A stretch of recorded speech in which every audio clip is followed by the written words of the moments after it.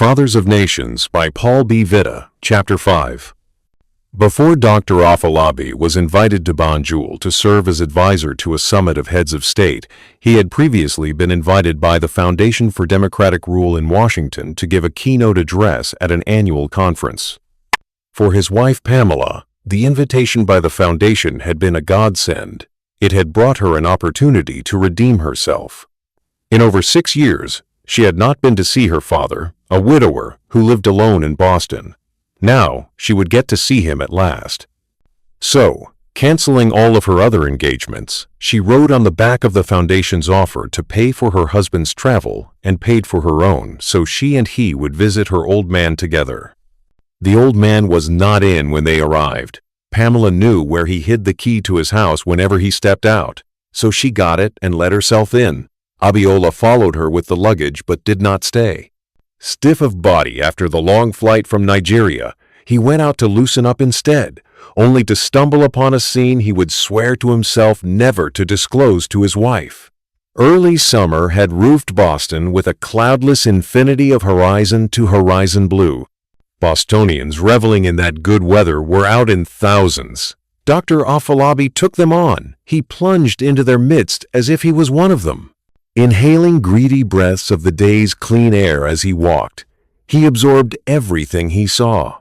America, he noticed, had more old people now than in his Harvard years as a student. Its citizens were living longer. In days gone, the old would have been staying with the young, as they still did in his Africa, in the care of kith and kin until they died. Now they lived alone in their own homes, empty of relatives or joined contemporaries in old people's homes. A department store emerged. Dr. Afolabi headed for it. As soon as he stepped in, supply created demand. A shaving razor he did not need convinced him with just the power of its presence right then and there that he needed it. He took it. He joined a queue to pay and there ran into a snag. The woman ahead of him, not at all familiar, was not a problem in any way. But the scruffy old man ahead of her, vaguely familiar, definitely was. He had killed the queue. "I got baby here from Josh for Christmas." He was telling the girl at the cash register, pointing not at any baby, but at a watch-like gadget strapped to his wrist. "Lives in Phoenix, Arizona, Josh does. Now watch. When I press baby here, the band you see around my wrist inflates and deflates to take blood pressure. Baby monitors blood pressure, you see." "Hey, that's cool," the girl said. She had already stopped working. Wow. Her excitement, though fake, appeared real. This girl was that good. "So your device measures blood pressure, you're telling me?" she asked the old man. Ho, ho, ho. Baby does a lot more than that. She also displays the result on her screen here. The old man pointed at the face, flat, of his gadget. "But, silly old me, as I was having breakfast this morning, I accidentally dropped her in a pot of coffee. You would have thought that was the end of baby. But no, look." He pressed baby somewhere. There was hissing, swelling, and tightening around his wrist. "She still works, you see. Can you believe that? Hit me on the head right now if I can." Baby has memory too. She remembers up to 31 previous measurements. The girl decided she had humored the old man long enough now. "You aren't buying anything from us today, are you?" she asked, peering at his empty shopping cart. "I'll buy stuff tomorrow." He went back to his Christmas gift from Josh. "So every month, baby remembers where I've been and compares that with where I am. You didn't come to shop then. You came just to show me your blood pressure monitor." "Well, I'm impressed." She sat up again. "Listen, go have a nice day for me out there in that gorgeous weather now, okay?" "Sure." He sounded disappointed. "I was already on my way out, anyway." Then he shuffled off. The girl turned to her next customer, the woman in front of Dr. Afolabi. "You didn't mind that, did you, ma'am?" The woman shook her head. "No, I did not." "Bless your heart, ma'am," the girl said to the woman. Then she started totaling the woman's groceries, to a rapid succession of bleeps from her checkout scanner. "You saw that poor fellow?" She tipped her head in the old man's direction. "Bleep? We get people like him in here all the time." "Bleep." She was quick. They want to touch and be touched. Bleep. See and be seen. Bleep. Listen and be listened to. Bleep. Not to watch television at home alone all day. Bleep. It doesn't hurt to oblige every now and then, does it? No, miss, it doesn't. Bleep. That's what I think too, ma'am. Bleep. The girl had finished. Total comes to $396.54, ma'am. Will it be debit or credit, ma'am? It will be credit. The woman gave the girl a credit card. The girl swiped it through a machine, then gave it back with an invoice to be signed. Isn't it lovely outside, ma'am? She was looking out of a window. It sure is, miss. The woman returned the invoice to her, signed. I wish I were out there. Oh well. Have a nice day, ma'am. You too, miss, said the woman and then left. Dr. Afolabi's turn had come. Good morning, sir, said the girl to him. Will that be all, sir? She was looking at his razor. Yes, he said. You see, I only use one at a time. It was a foolish joke, and it fell flat. He apologized. Sorry, no problem. Bleep. That will be $5.23, sir. He marshaled that whole sum in coins, paid her, and then left. She had handled the old man with great tact, he thought. But what would the old fellow do next? Would he go to show baby to another chatty girl at a checkout counter? Or brag about baby to a friend over booze in a bar? Or would he simply go back home and watch TV? It was hard to say which it would be. Dr. Afolabi then saw a toddler wobble away from the mother to go feed street pigeons. The child was biracial, half black, half white. The mother was classic black, pure, unblended. The toddler got Dr. Afolabi thinking. His children with Pamela would have had the toddler's fractions too, half black and half white. Perhaps they would also have had its sweetened complexion, amber, the color of honey. This all seemed far-fetched now. He wanted to have 2 children of his own. Pamela wanted 2 as well, but adopted. She thought Africa already had too many children, so why not take theirs from the pool that was already there? Why add yet more? Dr. Afolabi did not move. She did not either. The result, an impasse. They did not have children, of either own or adopted. An hour later, he rejoined his wife at her father's house. By then, the old man was back. He had just accepted as a gift from her the African face mask that was still snarling at him from his lap. Now he was showing her a blood pressure monitor that a friend of his had sent him as a Christmas present from Arizona. Never, here or away, swore Dr. Afolabi, would he ever disclose to his wife the scene he had walked into at the department store. The lonely old man he had seen there was her father. The flight out of Washington back to Nigeria had on board a cranky passenger in first class who was demanding to sit next to a friend of his in economy class. Only by persuading another person in economy class to trade seats with him did the crew finally silence him. As Pamela was exchanging seats with him, she assumed the crew would ask her husband to come along and sit with her. When that change in seating did not happen, she asked why not. Fake smiles were the only answer she got. She and her husband ended up traveling in different cabins. Tad, said the cranky passenger as he was settling down in economy class, in a seat next to Dr. Afolabi's. Tad Longway, he added. His voice, deep, lingered on like the boom of a big drum. He held out a card. Dr. Afolabi took it. It said the man was a director of special projects at the Agency for Governance and Development in Africa. Pleased to meet you, Mr. Longway. Dr. Afolabi said, My name is Abiola Afolabi. I teach at the University of Ibadan, Nigeria. You gave an excellent keynote address the other day, Dr. Afolabi, said the cranky passenger. Sparks of earnestness were crossing his eyes, both crystal green like toy marbles, confirming the compliment was sincere. Your keynote address at the Foundation for Democratic Rule, I mean. It was brilliant. I'm glad you liked it, Mr. Longway, Dr. Afolabi said. His voice had become warm. You were there, then, Mr. Longway? Yes, but back in the last row. As a mere spectator, I did not want to be obtrusive. Anyway, you were superb, Dr. Afolabi. If you don't mind my adding this, I was more impressed by the points that the audience raised afterwards. During the question and answer period, Dr. Afolabi felt the praise he had just heard turn into reproach. "So what were those points, Mr. Longway?" he asked. His voice was less warm. "Remember the guy from Grassroots International, short fellow, round of body and outspoken of manner? What was his name? It's on the tip of my tongue."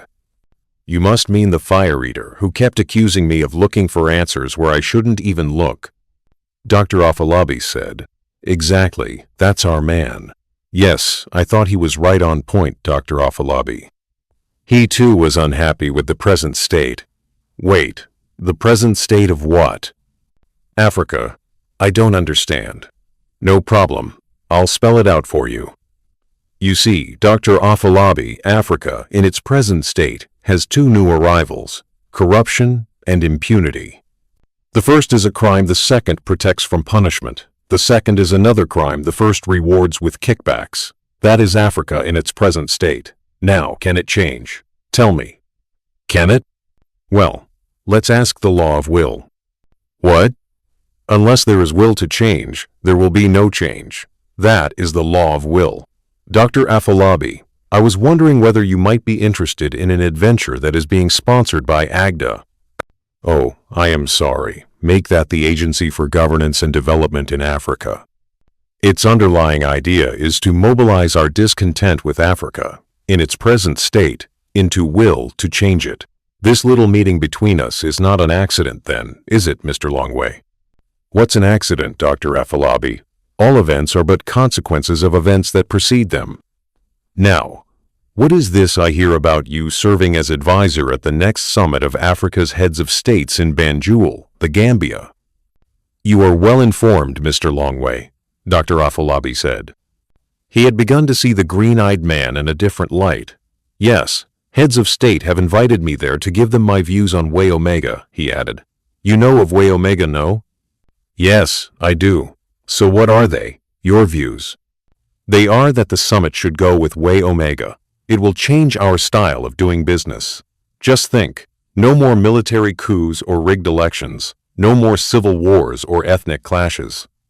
If adopted, what a breath of fresh air Way Omega would be. Dr. Afolabi, don't confuse what you want to happen with what will. You know Way Omega won't fly, don't you? I see. Do you have an alternative that will fly? Yes, I do. Does it have a name? Yes, Path Alpha. It differs from Way Omega like day from night. You see, whereas Way Omega is top-driven and lacks the will for its implementation, Path Alpha is bottom, led, and has that will.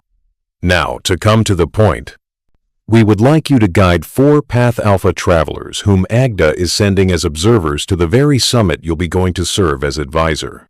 Mr. Longway, I will be going to the summit to advise 50 heads of state there to participate in it.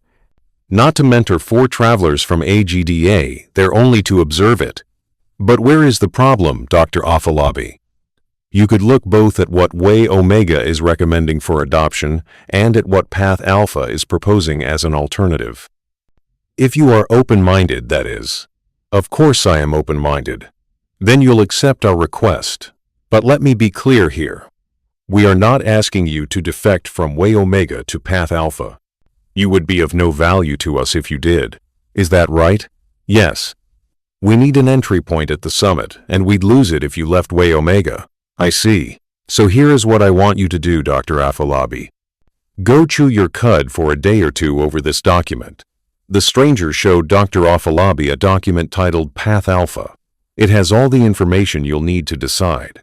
If you decide to accept our request, call me, and we'll take it from there. You know where to reach me. I gave you my card. Oh, one more thing. We will cover all attendant costs. All right, I'll let you rest. Have a pleasant flight, Dr. Afolabi. The boy grabbed Pamela's left hand with both of his hands. He had never done that before. There had to be something wrong. Madam, I think you best go in room that be yours, the boy said. No, go inside, madam, please, I beg. Pamela resorted to broken English herself. But Isa, inside be bedroom of my, she said. Yes, but please no go in, madam. There be person you know going like. Person I know going like? She was intrigued. Who? A burglar? The youth let go of her arm so he could scratch his head. Did he have lice? No, he was only buying time. No, madam, he said finally.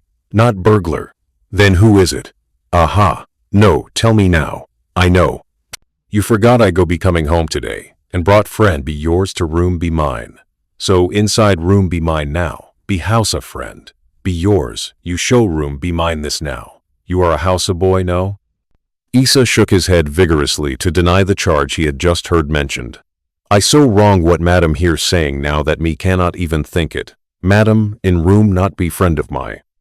There be somebody else you know going like, but not friend of my, housa or no housa. Pamela left broken English and returned to normal English. Didn't I tell you never to let anyone into the house, least of all into my bedroom, while master and I were in America? Issa gave no answer. Did I not? Again, he gave no answer. Issa, I'm talking to you. Once more, the boy gave no response. Dr. Afolabi stepped in. Issa, when madam asks you a question, she expects you to answer it. You have chosen not to, so you have me to deal with. Whom did you let into our bedroom, Issa? Answer me, or I'll break this thing. He seized the boy roughly by an arm. Which is it going to be, an answer or a broken arm? His grip on the arm tightened. Issa hollered, Ho, master, you hurting me. His eyes were shining with tears. I not let stranger to bedroom. Abiola loosened his grip. Then who did? A deep voice roared from somewhere. I did. Pamela and Abiola spun together to look at its source. It was a man who was stepping out of a bathroom. In a display of skill and calm, he was zipping his fly with one hand and buttoning his shirt with the other. But this display did not cancel out the unease, it could not erase, the scar on his face. That scar was scary. And who are you? Pamela demanded. She was already angry with him. He turned his back on her, deliberately in disdain, and, to show the contempt she would not fail to notice, spoke to her husband instead, pointedly in Yoruba. Outraged, she walked up to him and reasserted herself.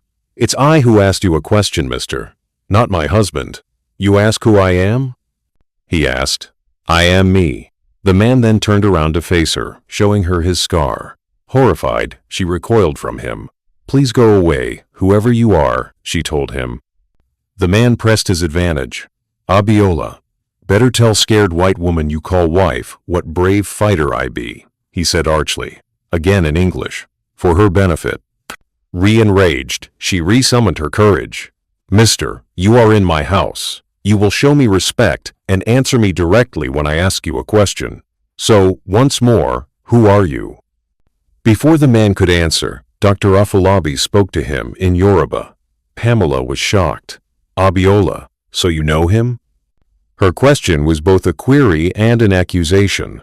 Honey, let me explain. Is that a yes or a no? Pamela's shock was slowly turning into anger at her husband. It is a yes. You see, Pamela, Femi is a cousin.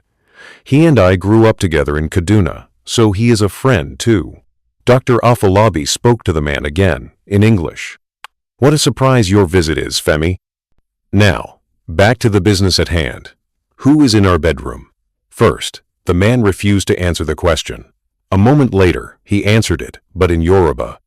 He ended with a question of his own, still in Yoruba. To carry Pamela along, Dr. Afolabi replied in English. I see. Now let's skip the skin and go directly to the beef. Who have you installed in our bedroom, Femi? The man gestured at Pamela, meaning she had to leave the room before he answered. No, said Dr. Afolabi firmly. She stays. Strange noises came out from the man from Kaduna. They were expressions of displeasure. Loud words in Yoruba followed. They spoke of scandal. Dr. Afolabi just had to respond to them. Femi, are you serious? He asked. The man nodded. He was. Who told you I want a second wife? Dr. Afolabi asked. Pamela is the only wife I want. To show it, he went and wrapped her in his arms. She wriggled away. Leave me alone, she told him. The man spoke again, in Yoruba. Again, Dr. Afolabi felt he had to respond. "And how do you know that Pamela can't have children of her own?" he asked him. A sharp answer shot out from the man from Kaduna, like an arrow in hurried Yoruba. This time, Dr. Afolabi shouted his response. "Femi, shut up. You can't talk to me like that. You are in my house." Two unsolicited observations, now in wailing leisurely Yoruba, followed. Dr. Afolabi's response was calmer. "Pamela and I have no children, yes, but that's because we don't yet want them, not because she can't ever have them," he said. "And who told you she hates children?" Pamela had heard enough. She stormed away at a run and disappeared, only to reappear with a broomstick in her hands, chasing a young girl she had found in her bed. The man from Kaduna saw the young girl. "Nimbo, ho!" he hollered. Nimbo was the girl's name. On hearing her name called, she changed course and started running towards the man who had called it. "Femi, ho!" she hollered back. Pamela followed the girl in hot pursuit until the man from Kaduna glowered at her. At that point, she stopped in her tracks and retreated. Then she turned to Dr. Afolabi. "Tell them to leave this house right now. Start with your cousin." "And who told you she hates children?" Pamela had heard enough. She stormed away at a run and disappeared, only to reappear with a broomstick in her hands, chasing a young girl she had found in her bed. The man from Kaduna saw the young girl. "Nimbo, ho!" he hollered. Nimbo was the girl's name. On hearing her name called, she changed course and started running towards the man who had called it. "Femi, ho!" she hollered back. Pamela followed the girl in hot pursuit until the man from Kaduna glowered at her. At that point, she stopped in her tracks and retreated. Then she turned to Dr. Afolabi. "Tell them to leave this house right now. Start with your cousin." She stood with arms akimbo. "Go ahead, tell me." "Femi says folks back home came up with this whole idea, not him," Dr. Afolabi said.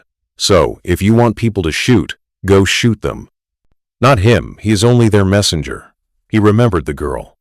"And not the girl either. She is only what they wanted their messenger to deliver." "They must leave now," Pamela insisted, stamping a foot on the floor. "Is that clear?" "But honey, it's almost midnight," Dr. Afolabi told her. "So what if it's almost midnight?" she said. "Now wait a minute." She had hit on an idea. "You knew about the girl all along, didn't you?" "Honey, that's not funny." "No? Then listen to this. Husband wants children of his own, but wife wants to adopt them instead. To break this standoff, send him a girl from his home village. She will bear him the children he wants." "Pamela, that was your idea, wasn't it? How could your folks have come up with a scheme that fits our case so closely if you hadn't put them up to it? You had a hand in it, didn't you? Get hold of yourself, Pamela. You are imagining things." "That's right, Abiola, I am." "Yes, you are. So the girl I see in our home is just a figment of my imagination, right? And the man standing there beside you is another figment of my imagination, right? Pamela, what do you want me to do?" "Tell them they can't stay." "Pamela, Femi is my relative, my blood." "I see. He matters and I don't." "Is that what you were saying?" "That's not what I am saying, and you know it is not." He went and put a reassuring hand on one of her shoulders. She shrugged it off in an unambiguous rebuff. "What are you saying then?" she asked him. "They could leave tomorrow," he suggested. "In that case, I will leave now." Refusing to wait until daybreak, she trudged out and disappeared into the night, wheeling behind her a suitcase that she had not even had time to unpack. A week later, she phoned Dr. Afolabi from her father's home in Boston. She had filed for divorce, she told him. That little separation on their flight out of Washington to Nigeria had been a precursor to this much bigger separation.